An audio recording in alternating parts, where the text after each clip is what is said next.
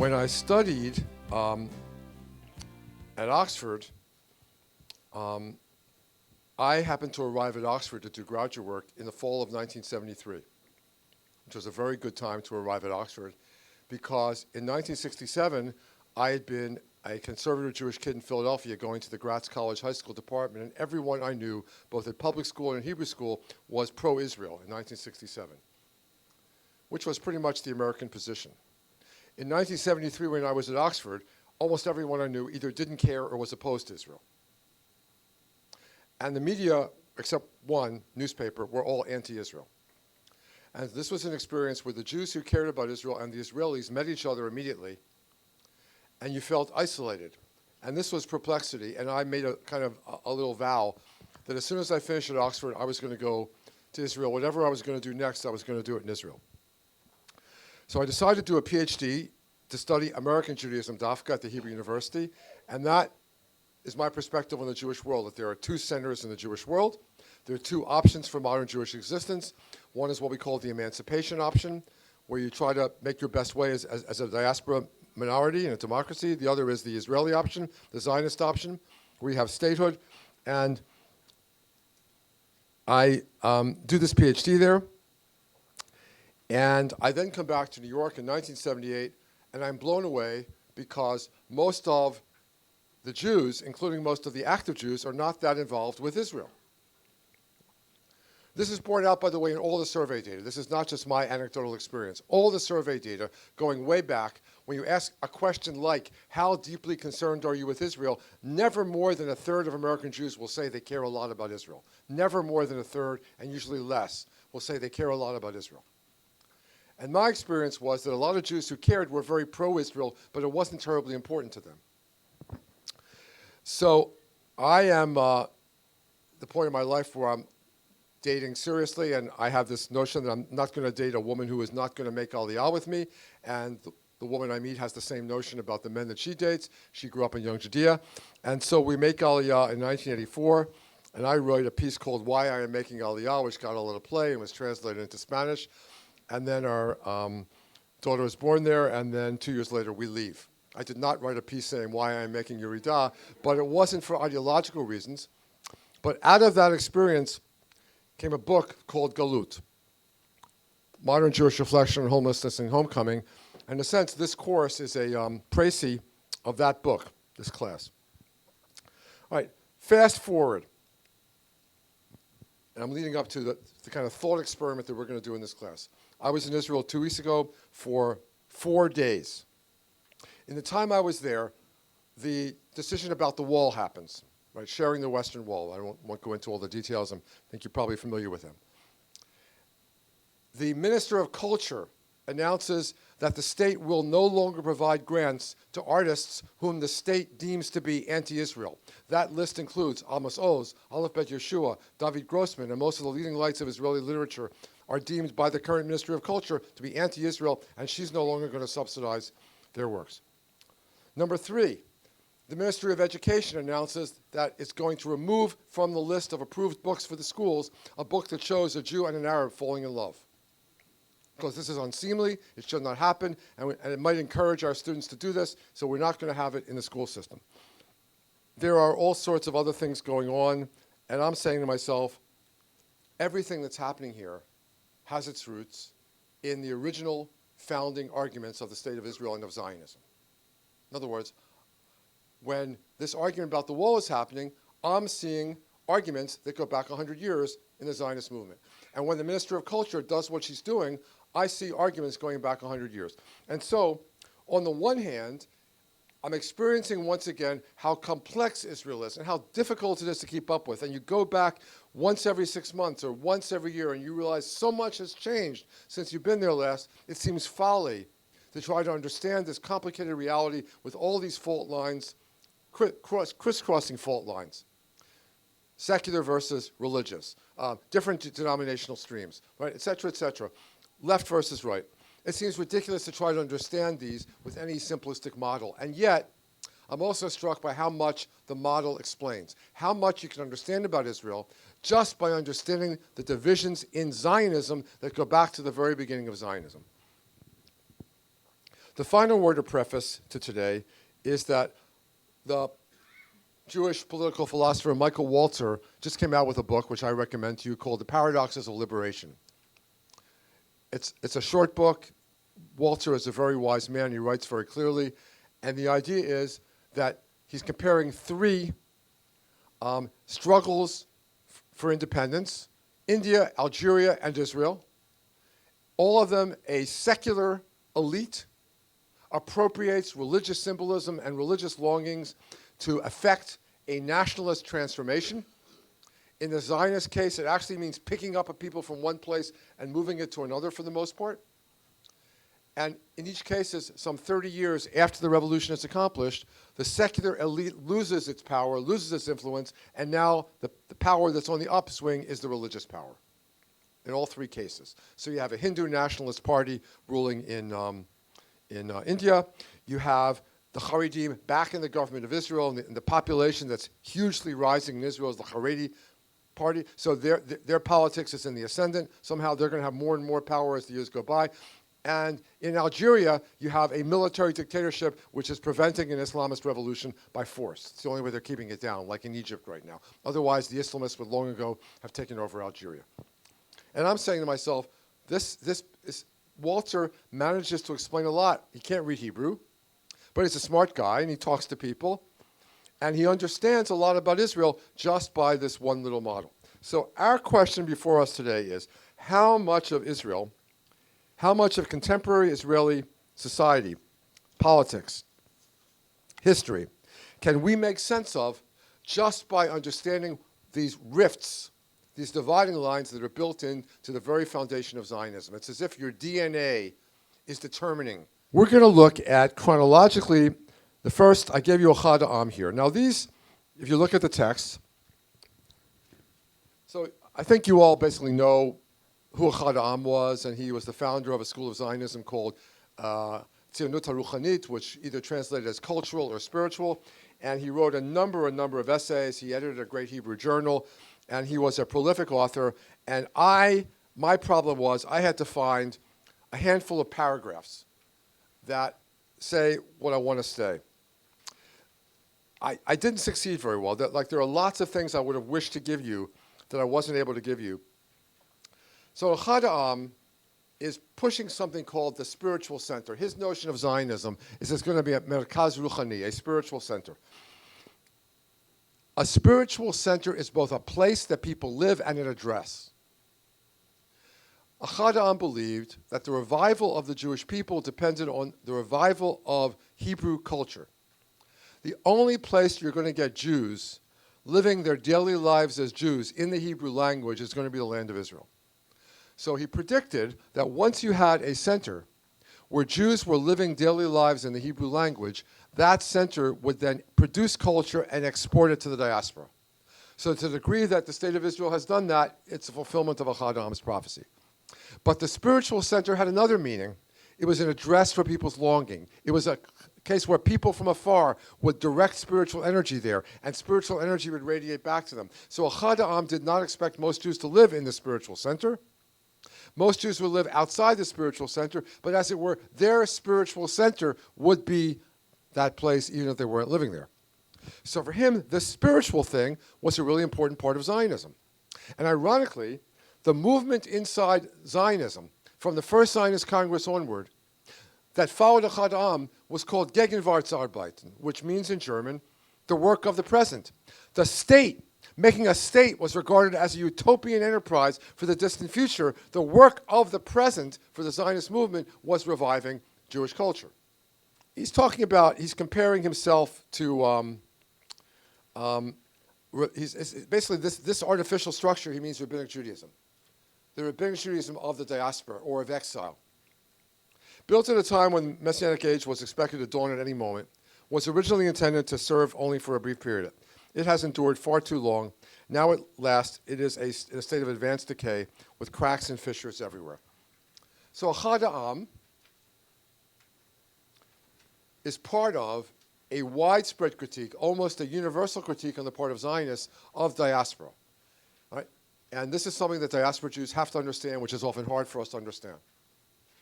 So when Israeli leaders routinely criticize diaspora and routinely expect us to disappear at any moment, this is following in a mainstream tradition of Zionism that covers all streams of Zionism from the very beginning. In fact, I argue that the one thing Zionists agree on is that the diaspora has no future. Right?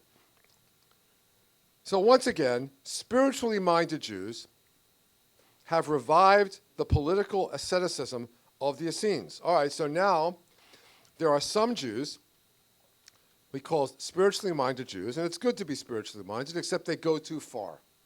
So you see, he's comparing the political parties of his day, late 19th century, to the Second Commonwealth. They see their people exiled and dispersed, with no hope of a return to a former estate. They see the ghetto organization, which offered at least some semblance of a concrete national life, in process of dissolution. In their despair, they renounce the physical element of the national life and regard the spiritual element as its sole foundation. For them, the Jewish people is a spirit without a body. The spirit is not only the purpose of life, but the whole of life. The body is not only subordinated to the spirit, it is a dangerous enemy which ties the spirit and prevents it from entering into its kingdom. All right, so it's not clear to me, anyway, exactly who he's referring to, but all those Jews who are giving up on the aspirations of the Jewish body, just retreating into Judaism as religion or Judaism as spirit, whether this is Dubnov and the Jews who are trying to set up a separate Jewish ethnic cultural existence in diaspora, or it's Haredi Jews who are withdrawing into a ghetto existence of religion and not caring about the body. All those Jews who are not caring about Jewish national life, those are the Essenes.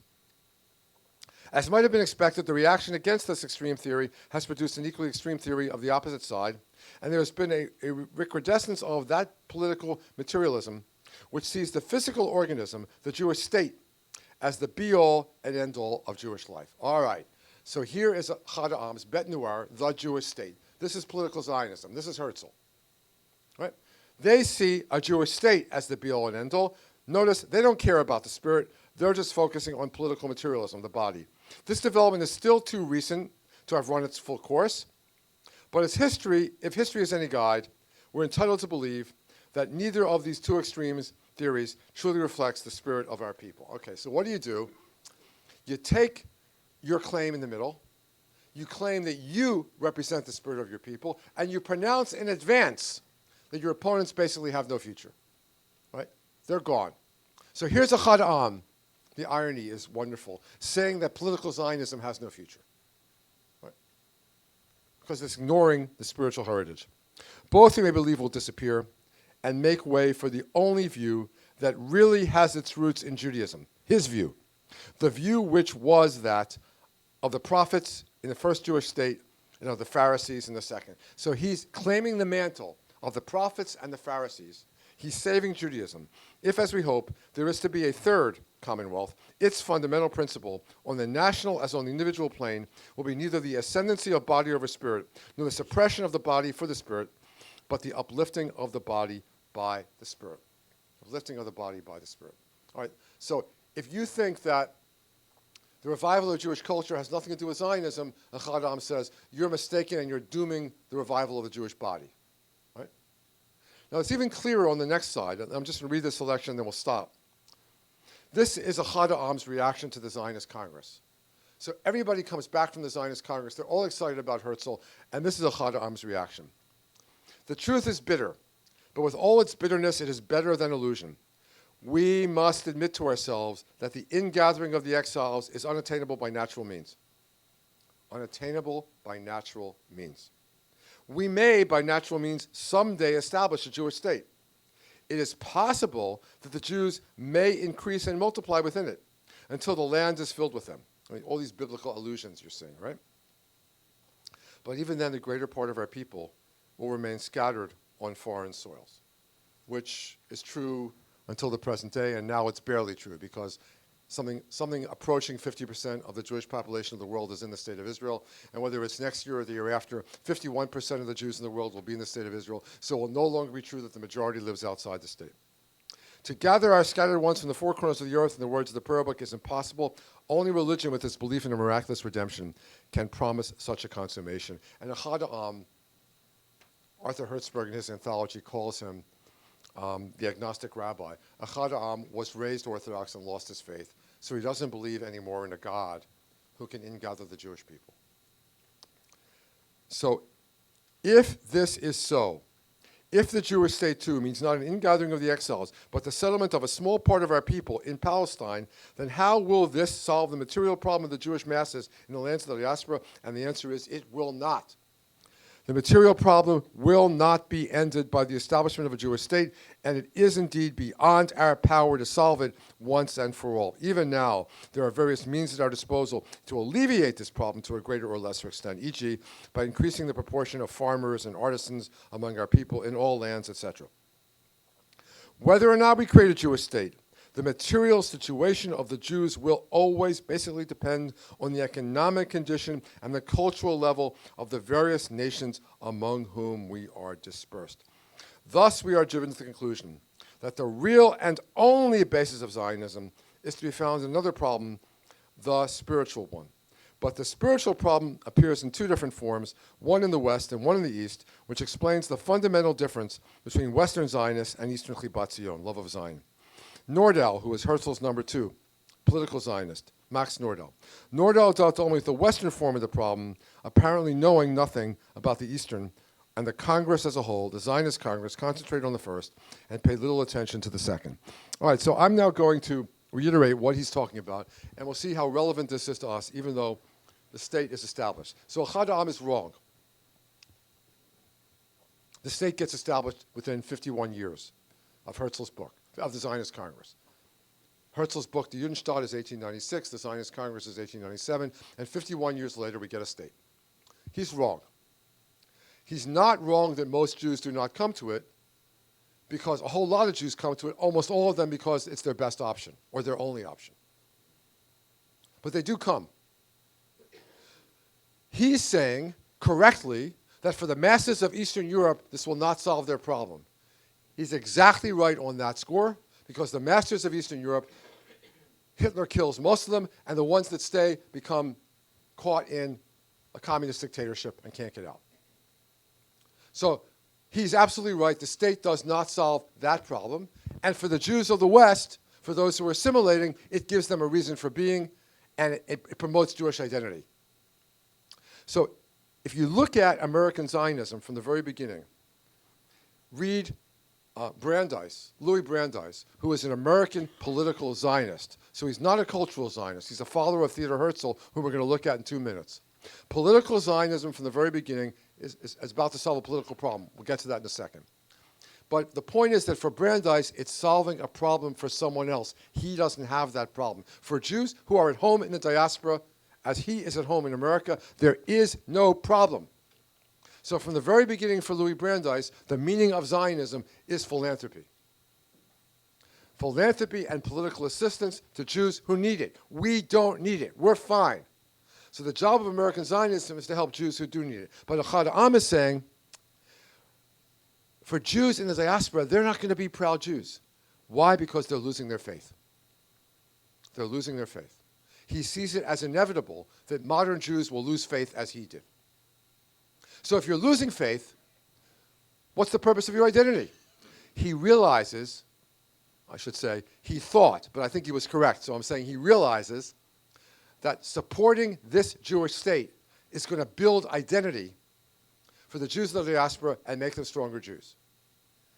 And this is exactly what has happened, which is why he says, for the Jews of the East, Zionism is a lifesaver, only it can't do it. They need Zionism to save their lives, but it can't do it. It's a tragedy. They need to be saved, and Zionism can't save them, at least not in the short run. For the Jews of the West, Zionism is a bulwark against assimilation. So if you want to understand some of the splits between American Jews and Israeli Jews, right, there it is, I think, right there from Ahad Ha'am. I can put it, I won't finish my sentence. I will interrupt myself to cite 2 my predecessors at JTS. Solomon Schechter, 1906, writes a statement on Zionism, endorses Zionism. As the head of an institution, I admire his courage because his entire board of directors, all the people funding his institution, were against Zionism in 1906, and Schechter endorses Zionism anyway.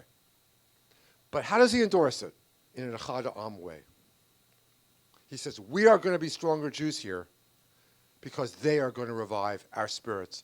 And we're going to become religious Jews again here because of what Zionism does for us.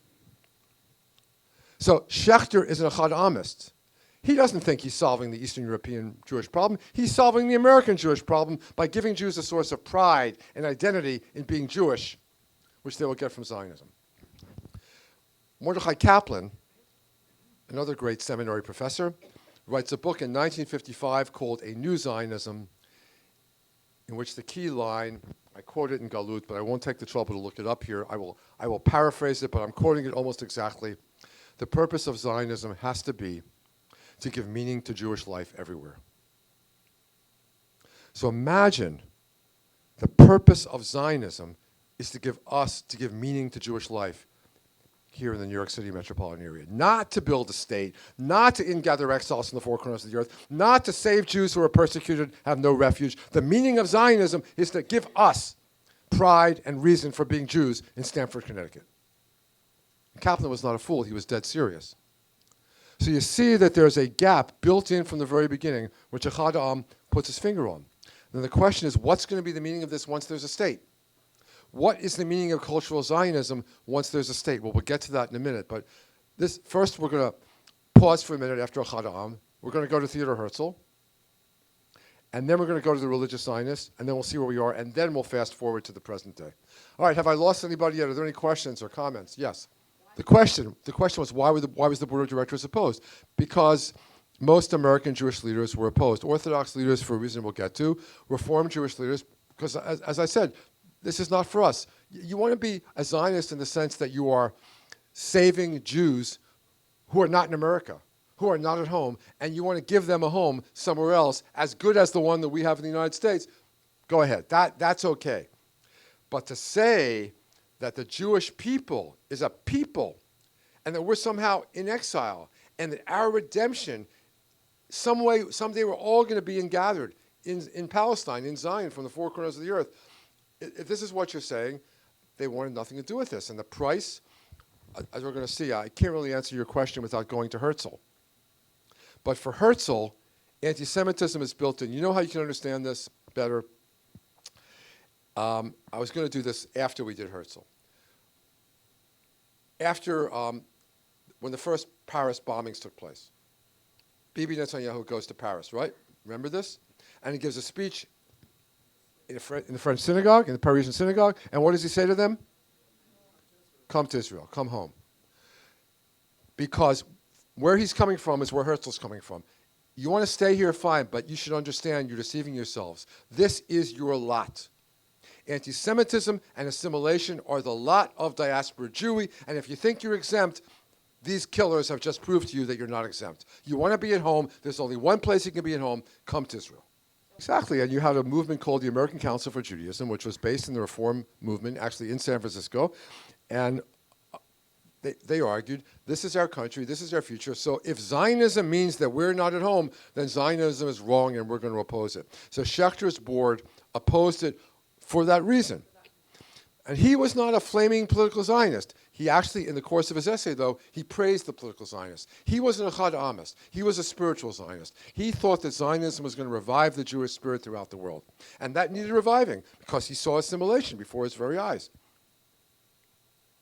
Oh, certainly even then. You had these masses arriving from Eastern Europe. You read Call It Sleep, right? And so you get to the shores of America, you leave all that Judaism behind in the shtetl, and you're going to be an American now. Right? So assimilation is a major problem. Yeah. So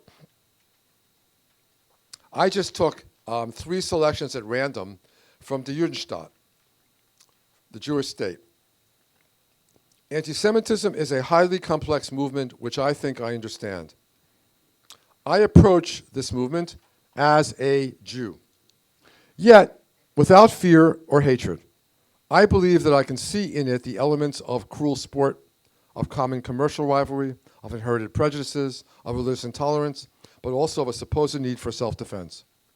I consider the Jewish question neither as a social nor a religious one, nor even though it sometimes takes these and other forms. Notice that. The Jewish question is not primarily a social one or a religious one, even though it sometimes takes these and other forms. It is a national question. And to solve it, we must first of all establish it as an international political problem to be discussed and settled by the civilized nations of the world in council. We are a people, one people. We have sincerely tried everywhere to merge with the national communities in which we live, seeking only to preserve the faith of our fathers.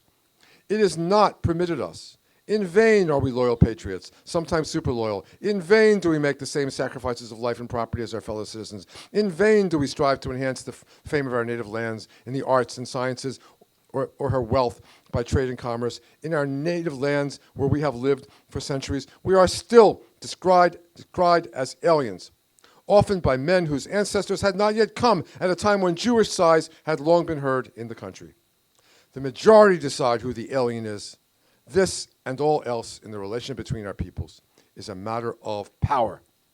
I do not surrender any part of our principled perspective right when I make this statement merely in my own name as an individual. In the world as it now is and will probably remain for an indefinite period, might takes precedence over right. It is without avail, therefore, for us to be loyal patriots, as were the Huguenots who were forced to emigrate, if we were left in peace, but I think we shall not be left in peace. Those of us who are, my age or younger, basically, barely remember a time in America when discrimination was routine. Most of us have never experienced anti-Semitism. I've had an insult thrown at me, but that was the most experience of anti-Semitism. Other people, a little older, remember being beat up by people calling them Jews. When my father sold chemicals to golf courses that he couldn't join because he was Jewish. But we all remember a time when there was anti-Semitism much greater, even in the United States, when Jewish students were restricted by number in American colleges and universities, et cetera, et cetera. And Herzl's assumption is that in the West, and he doesn't distinguish, and people would say, well, he didn't know America, he was a European. Okay, maybe. Also, remember, he dies like 1906 or something like that. He doesn't really know America like we came to know it, but he assumes that a small percentage of the population of a diaspora country will be able to assimilate. Usually the wealthiest cut will be able to assimilate, and everybody else will suffer anti-Semitism or leave. That's his analysis, and political Zionism, in all its various figures and forms forever after, follows that basic assumption. Right? And it's hard for some American Jews to hear, and I don't know whether this audience thinks that it's right or it's wrong, but I believe, this is a statement I cannot back up, that many, many Israelis, especially Israelis my age and older, assume this is true of American Judaism as well. Assume that just as German Jews deceived themselves well into the 1930s about Germany could never do this, the most enlightened place, we're deceiving ourselves when we think it couldn't happen in America. I can tell you the survey data about American Jews indicates that most American Jews believe that someday, and maybe even in their lifetimes, there will be significant anti-Semitism in the United States of America. So what I can tell you is that from the word go, political Zionism is about anti-Semitism. This is significant.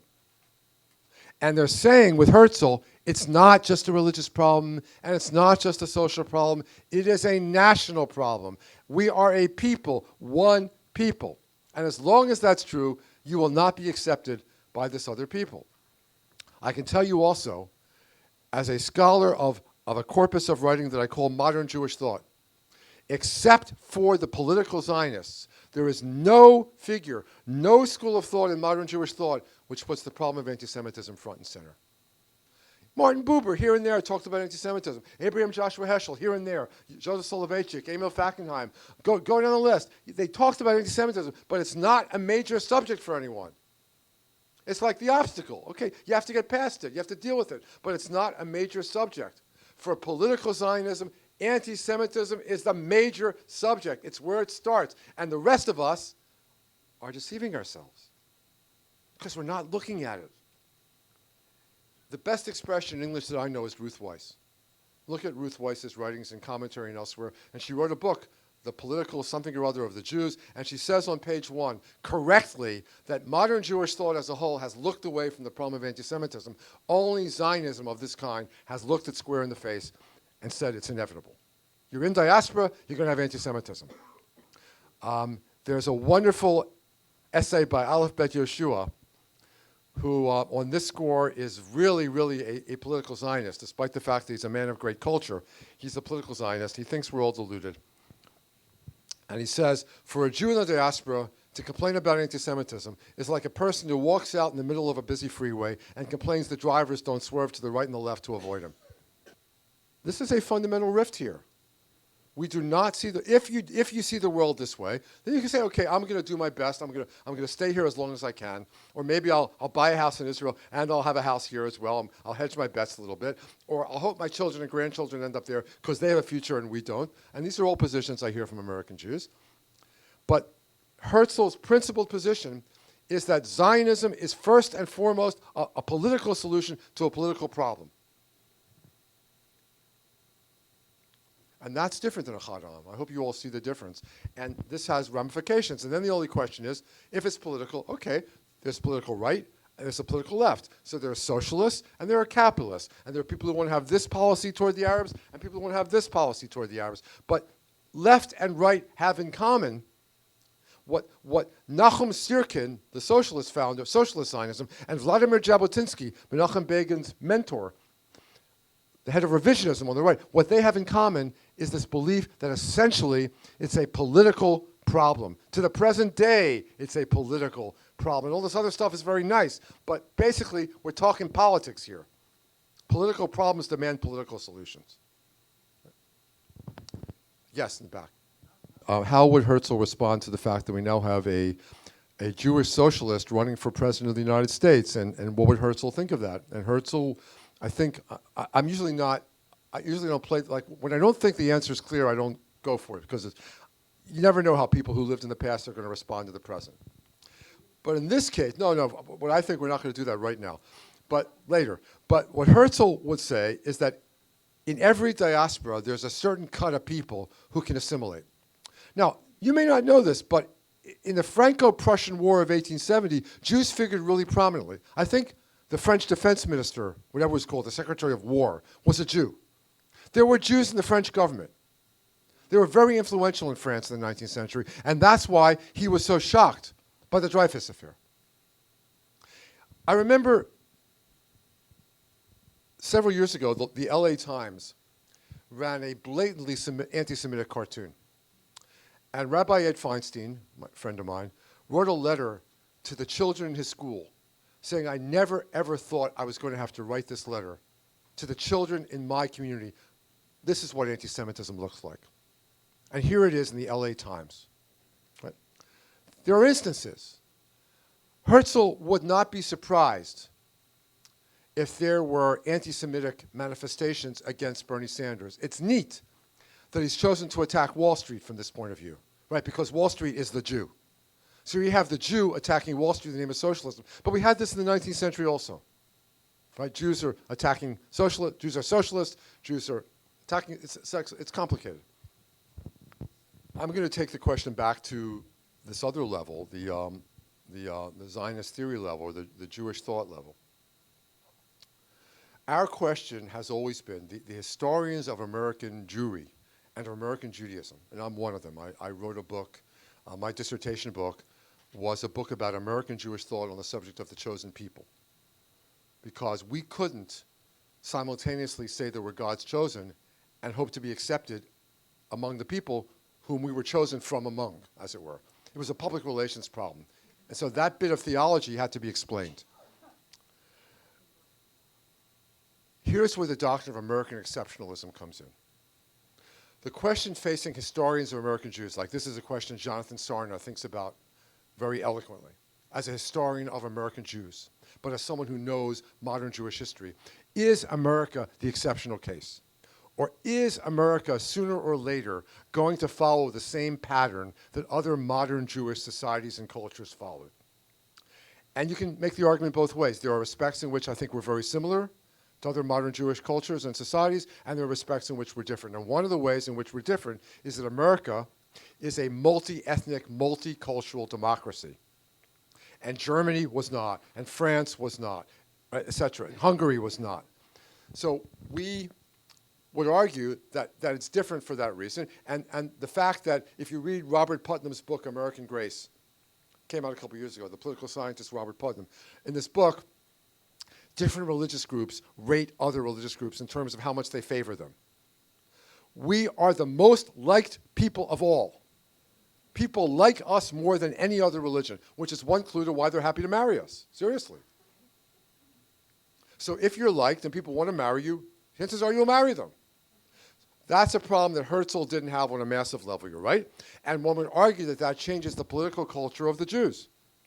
That intermarriage on a massive level changes the political culture. This is my colleague, Seymour Martin Lipset, who's a great political sociologist at Stanford University, Alava Shalom. And I was at Stanford for 20 years, and he was one of my mentors. And he used to say, in terms of the political future of the Jews, intermarriage is the best thing that could happen to us because a large number of families in America have a Jewish relative, a close Jewish relative, and therefore it's harder to be anti-Semitic when it's your son-in-law, da-da-da. And that's, okay, that's an argument. It's a case. So we'll see whether we're different or not. My point for here is that the Zionists have a political, we've now seen a cultural and a political dimension. Yes? I take you back to the book of Genesis. What I'm now going to do is see how remarkably this model superimposes itself, not by coincidence, on age-old Jewish ideas, age-old Jewish models. What I argue in this book is that from the very beginning of the human story, as the Torah tells it, there is exile. There is, first of all, a kind of exile that I'm going to call the human condition, la condition humaine, or metaphysical exile, or you might call it religious exile. Adam and Eve are exiled from the Garden of Eden. And I argue this exile is threefold. You're exiled from the land. Not only are you exiled from the particular land of the Garden of Eden, but you're going to have an oppositional relationship to the earth. By the sweat of your brow you shall eat bread, and from dust to dust. So you recognize that you come from the dust, and in death you return to the dust. So you have a relationship of opposition between you and the earth, the soil. You're exiled from God, right? They're not doing what God wants. They hide from God, right? And arguably, they're exiled from one another. There's an alienation from one another. Adam blames Eve. Eve blames the serpent. Then they have kids. One of them kills the other one. It's not an ideal human relationship. So there's this threefold metaphysical condition. And also there is political exile, starting with Cain. My sin is too great to bear. Wherever I go, people are going to want to kill me.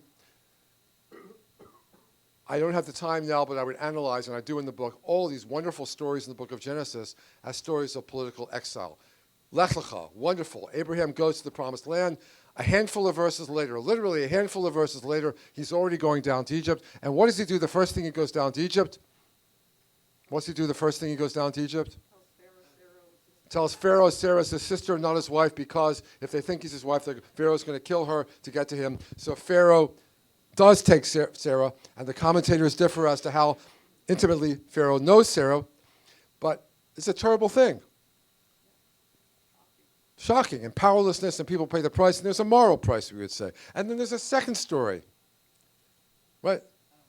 And then a third story. There's three wife-sister stories, so-called. And we have Joseph. Anyway, there's a whole bunch of these stories. So in my model here, you have a metaphysical exile from Adam and Eve, and then you have a series of stories of political exile which are superimposed on it. In other words, what's political? You're a stranger in a strange land. You're powerless. And because you're powerless, you're exploited by those who have power.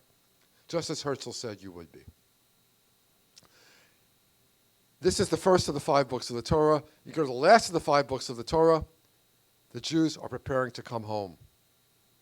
So you don't go back to the Garden of Eden, but your political exile is taken care of.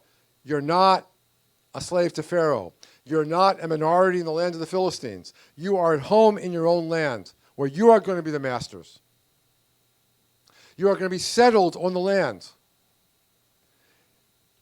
We have this wonderful, wonderful chapter at the beginning of Kitavo, where it's this picture of the ideal situation where the Israelite brings the first fruits and talks to God and asks God to continue to send blessing. It's a great thing where your exile from the land is overcome.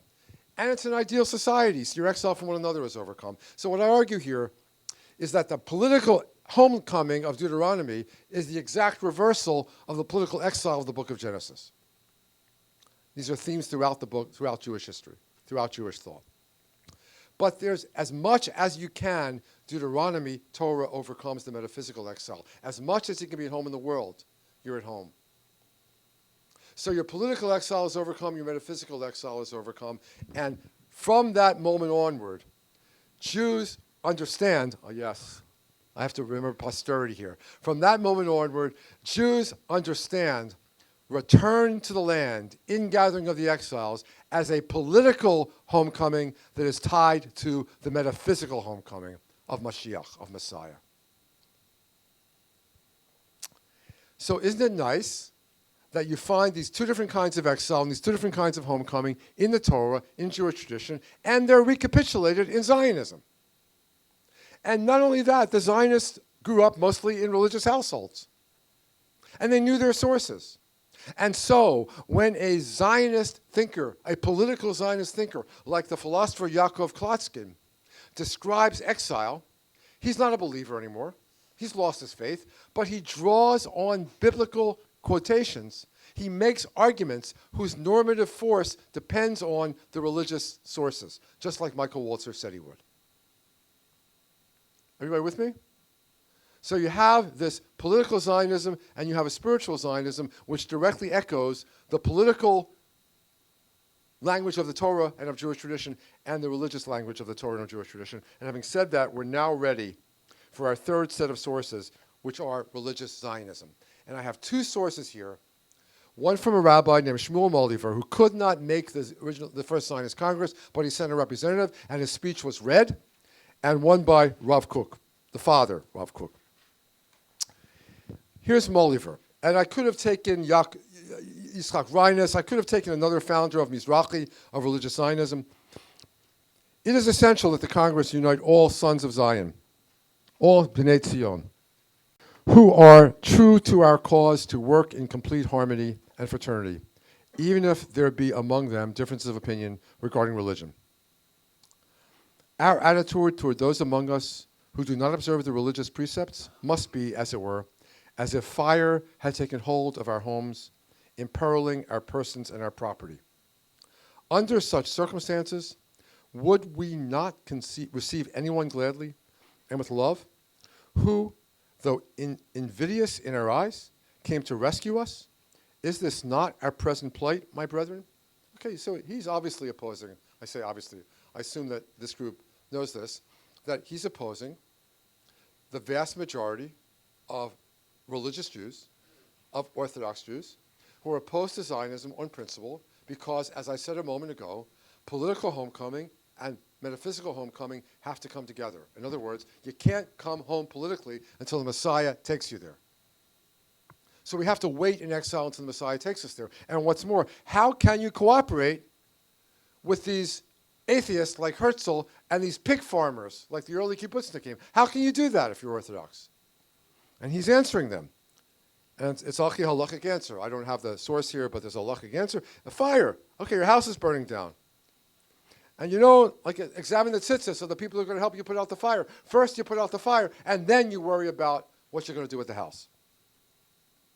Under such circumstances, will we not receive anyone gladly and with love, who, though irreligious in our eyes, came to rescue us? Is this not our present plight, my brethren? A great fire, a fearful conflagration is raging in our midst, and we are all threatened.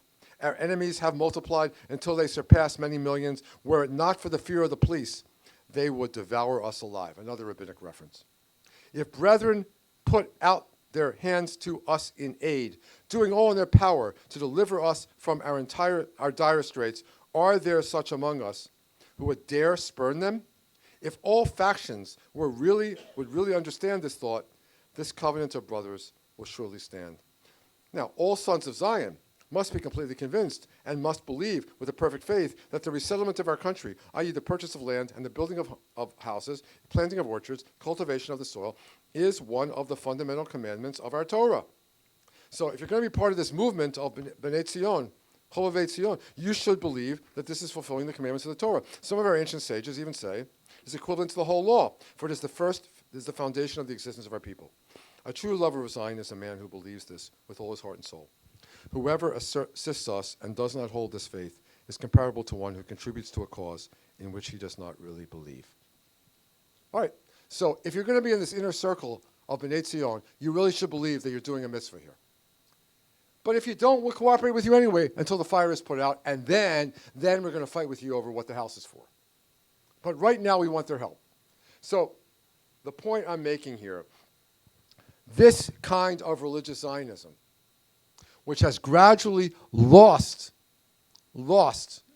influence among religious Zionists, is a Zionism that dissociates itself from Messianism. This is not about Mashiach. This is about putting out a fire. Our people are being persecuted. We are rescuing our people. And it's also a mitzvah to settle the land of Israel.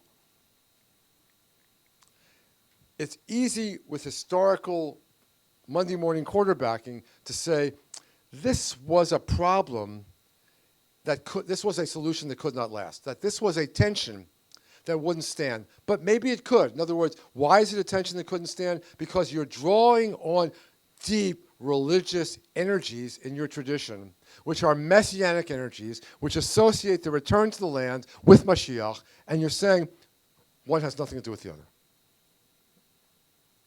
Can't be. And here you have Rav Kook, who's going to say that. And let's read Rav Kook. And then we're mostly home of where we have to go. Eretz Israel is not something apart from the soul of the Jewish people. It is no mere national possession, serving as a means of unifying our people and buttressing its material or even its spiritual survival. Okay, material survival, Herzl, political Zionism. Spiritual survival, Achad Ha'am, spiritual Zionism. So Rav Kook, in that one sentence, denies both of them. It's not about political and it's not about spiritual. Eretz Israel is part of the very essence of our nationhood. It is bound organically to its very life and inner being. Human reason, even at its most sublime, cannot begin to understand the unique holiness of Eretz Israel. Okay? So if you, Theodor Herzl, are going to make a rational argument, and you, Achad Ha'am, are going to make a rational argument, you are both missing the point because you're not qualified to get it by virtue of the fact that you are not religious. You don't get it. You don't understand it. It cannot stir the depths of love for the land that are dormant within our people. What Eretz Israel means to the Jew can be felt only through the Spirit of the Lord, which is in our people as a whole, through the spiritual cast of the Jewish soul, which radiates its characteristic influence to every healthy emotion. This higher light shines forth to the degree the Spirit of divine holiness fills the hearts of the saints and scholars of Israel with heavenly life and bliss. To regard Eretz Israel as merely a tool for establishing our national unity, or even for sustaining our religion in the diaspora, by preserving its proper character and its faith, piety and observance, is a sterile notion. All right, so what he's saying right there is a sterile notion is exactly what Solomon Schechter said. Right?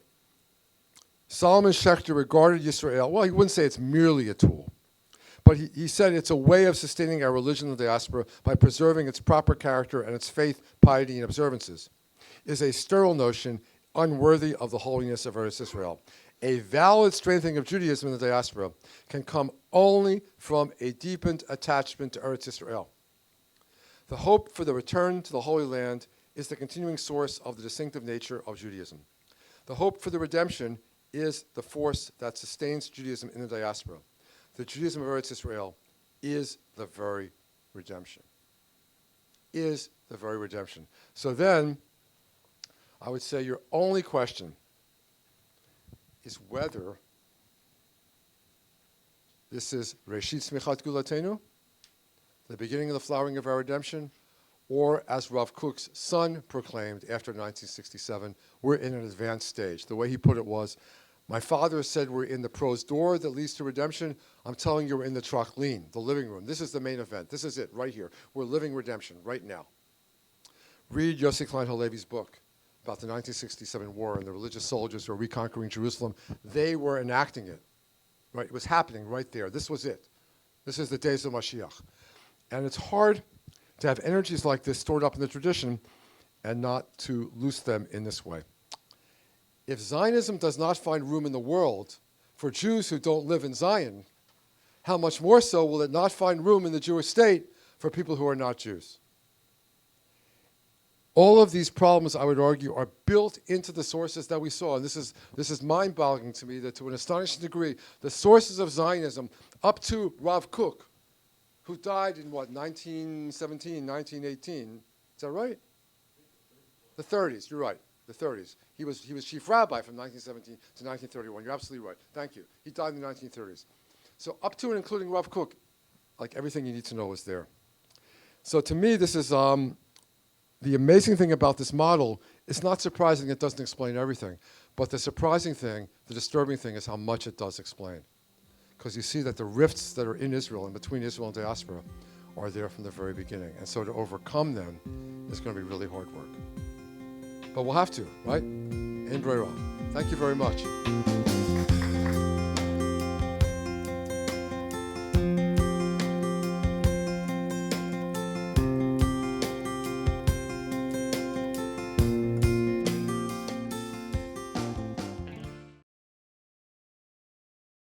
We would be pleased to send a complimentary DVD of this program to anyone who wishes to support JBS, the Jewish Broadcasting Service, with a tax-deductible gift of $36, double chai or more, to the nonprofit organization Jewish Education in Media.